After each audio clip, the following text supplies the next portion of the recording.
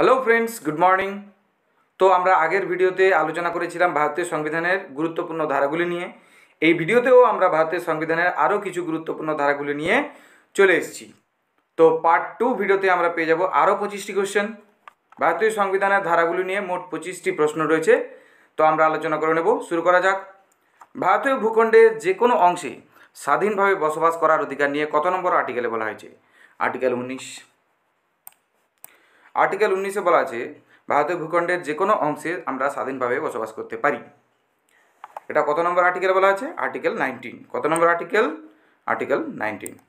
পরের প্রশ্ন, যে কোনো বৃত্তি অবলম্বন করার বা যে কোনো উপজীবিকা ব্যবসা বাণিজ্য করবার অধিকার নিয়ে বলা রয়েছে কত নম্বর আর্টিকেলে? এটিও কিন্তু 19 নম্বর আর্টিকেল আমাদের সেই স্বাধীনতা দেয় যে আমরা যে কোনো ব্যবসা করতে পারি, যে কোনো উপজীবিকা অবলম্বন করতে পারি, যে কোনো বৃত্তি অবলম্বন করতে পারি।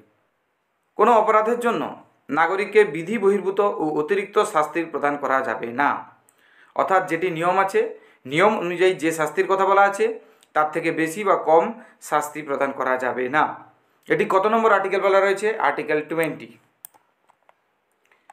জীবন ও ব্যক্তিগত স্বাধীনতা সংরক্ষণের অধিকার নিয়ে কত নম্বর আর্টিকেলে বলা রয়েছে?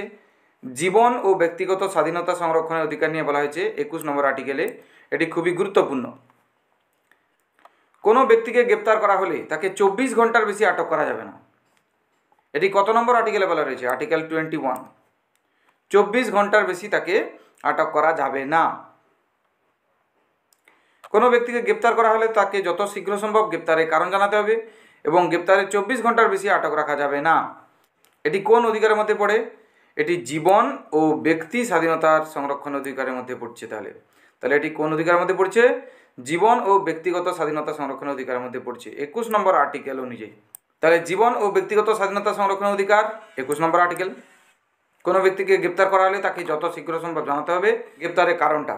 গ্রেপ্তারের 24 ঘন্টার বেশি আটক রাখা যাবে না। এটি কোন অধিকারের মধ্যে পড়ে? জীবন ও ব্যক্তিগত স্বাধীনতার সংরক্ষণের অধিকারের মধ্যে পড়ে। কত নম্বর আর্টিকেল অনুযায়ী? 21 নম্বর আর্টিকেল অনুযায়ী। দুজন ব্যক্তি পরস্পরের সম্মতিতে ভিন্ন ধর্মে বিয়ে করলো।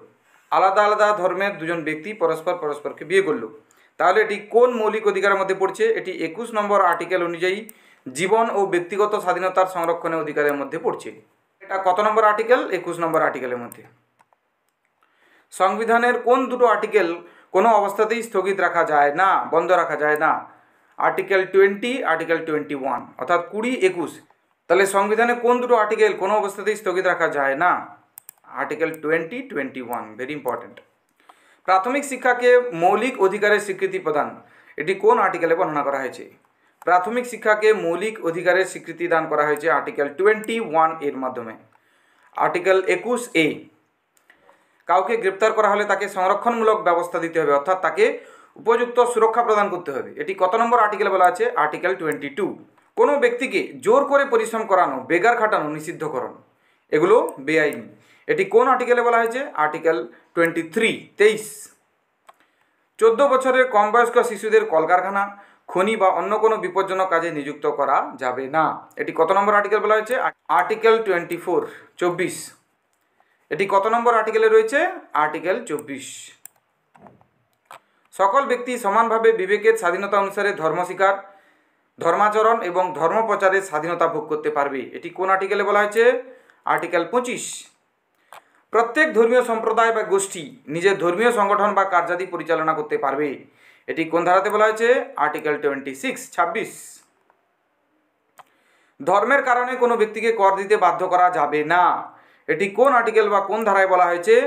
আর্টিকেল 27, মানে 27 নম্বর ধারা। শাসনতান্ত্রিক প্রতিবিধানের অধিকার কোন ধারাতে বলা রয়েছে? শাসনতান্ত্রিক প্রতিবিধানের অধিকারের কথা বলা রয়েছে আর্টিকেল 32, ভেরি ইম্পর্ট্যান্ট। কোনো অঞ্চলে সামরিক আইন বলবৎ থাকাকালীন সেই অঞ্চলে মৌলিক অধিকারের উপর বিধিনিষেধ আরোপিত হতে পারে। এটি কোন আর্টিকেলে বলা হয়েছে? এটি আর্টিকেল 34-এ বলা রয়েছে। রাষ্ট্রের নির্দেশমূলক নীতিসমূহ বা রাষ্ট্র পরিচালনার নির্দেশাত্মক নীতি বা ইংলিশে বলে DPSP, directive principles of state policy বিষয়ক সংজ্ঞা, এর যে সংজ্ঞা বা ডেফিনেশন কোন আর্টিকেলে দেওয়া রয়েছে? Article 36, article 36। কত থেকে কত ধারা পর্যন্ত ডিপিএসপি সম্বন্ধে লেখা রয়েছে? ডিপিএসপি মানে directive principal of state policy সম্বন্ধে লেখা রয়েছে 36 থেকে 51 নম্বর ধারা পর্যন্ত। সামাজিক ন্যায় প্রতিষ্ঠা ও জনকল্যাণমূলক আদর্শের ভিত্তিতে রাষ্ট্রের সমাজ ব্যবস্থা গঠন কোন আর্টিকেলে বর্ণনা করা হয়েছে? আর্টিকেল 38। আর্টিকেল 38 নম্বর ধারা। রাষ্ট্র সমগ্র ভারতে একই দেওয়ানি বিধি প্রবর্তনের চেষ্টা করবে, অর্থাৎ ইউনিফর্ম সিভিল কোড প্রতিষ্ঠার চেষ্টা করবে, অর্থাৎ ইউনিফর্ম সিভিল কোড প্রবর্তনের চেষ্টা করবে। তো এই ইউনিফর্ম সিভিল কোড বা একই দেওয়ানি বিধি এটা কত নম্বর আর্টিকেলে লেখা রয়েছে? এই সম্বন্ধে লেখা রয়েছে আর্টিকেল 44-এ, অর্থাৎ 44 নম্বর ধারাতে এই সম্বন্ধে লেখা আছে। 44 নম্বর ধারাতে এই সম্পর্কে লেখা আছে। মৌলিক কর্তব্যগুলির কথা কোন আর্টিকেলে বর্ণনা করা হয়েছে? মৌলিক কর্তব্য অর্থাৎ ফান্ডামেন্টাল ডিউটিস, এটা 51A তে লেখা রয়েছে। কত নম্বর ধারা? 51A। কত নম্বর আর্টিকেলে বলা হয়েছে যে ভারতের একজন রাষ্ট্রপতি থাকবে? ভারতে একজন রাষ্ট্রপতি থাকবে, এটা 52 নম্বর আর্টিকেলে বলা হয়েছে। রাষ্ট্রপতি নির্বাচন সংক্রান্ত পদ্ধতি কত নম্বর আর্টিকেলে বলা হয়েছে? আর্টিকেল 54। কত নম্বর আর্টিকেল? 54। 54 নম্বর আর্টিকেলে বলা রয়েছে যে রাষ্ট্রপতি নির্বাচন সংক্রান্ত পদ্ধতি। রাষ্ট্রপতি নির্বাচন সংক্রান্ত পদ্ধতি কেমন হবে তার উল্লেখ রয়েছে আর্টিকেল 54। রাষ্ট্রপতি নির্বাচনের ধরন সেইটা আর্টিকেল 55-এ লেখা রয়েছে। কত নম্বরে? আর্টিকেল 55।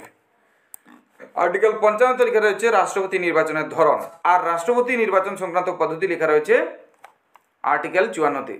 ভারতীয় সংবিধানের ধারা থেকে আরও 25টি প্রশ্ন আমরা জেনে নিলাম। তো আরও ভিডিও পেতে গেলে কী করতে হবে? তোমাদেরকে সাবস্ক্রাইব করতে হবে, লাইক করতে হবে, বন্ধুদের মধ্যে শেয়ার করতে হবে, নাহলে আমি ইন্সপিরেশন পাবো কোথা থেকে, তাই না?